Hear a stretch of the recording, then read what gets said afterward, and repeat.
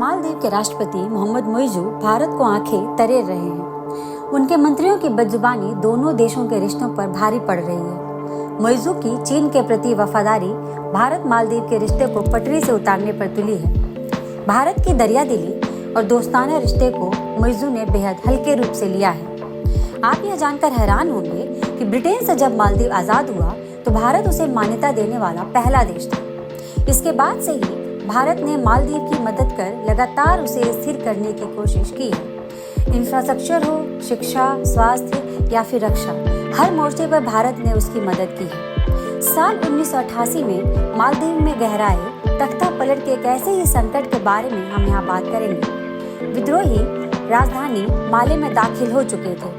वे राष्ट्रपति अब्दुल गयूम की सरकार का तख्ता पलट करना चाहते थे। मालदीव ने श्रीलंका, पाकिस्तान, भारत और ब्रिटेन से मदद मांगी, लेकिन श्रीलंका, पाकिस्तान ने यह कह दिया कि उनके पास इस तरह के संकट से निपटने की क्षमता नहीं है। ब्रिटेन ने कहा कि वह बहुत दूर है और जब तक उसका सैन्य दस्ता वहां पहुंचेगा तब तक बहुत देर हो जाएगी। चूंकि मालदीव ने जब भारत से मदद मांगी थी तो उस समय प्रधानमंत्री राजीव गांधी कोलकाता से दिल्ली लौट रहे थे। रास्ते में होने के कारण वह इस पर तत्काल फैसला नहीं ले सके, लेकिन दिल्ली पहुंचते ही उन्होंने कैबिनेट की बैठक बुलाई।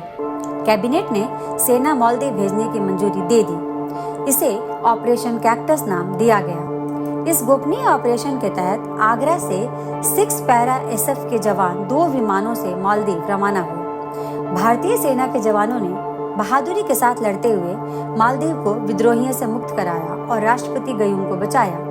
खास बात यह रही कि इस ऑपरेशन में सेना का एक भी जवान हताहत नहीं हुआ। यही नहीं, साल 2014 में मालदीव में पानी का संकट गहरा गया।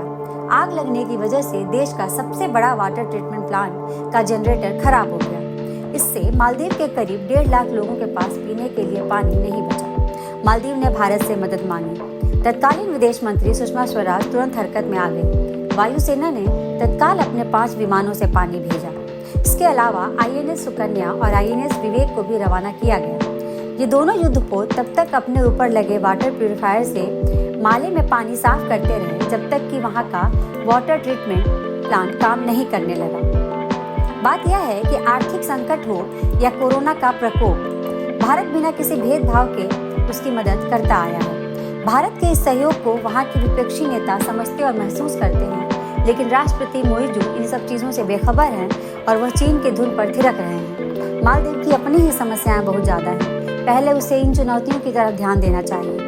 मालदीव के अस्तित्व पर खतरा मंडरा रहा है। समुद्र का पानी जिस गति से बढ़ रहा है, उससे अनुमान है कि 1192 टापुओं वाला यह देश साल 2100 तक पूरी तरह से जल समाधि ले लेगा।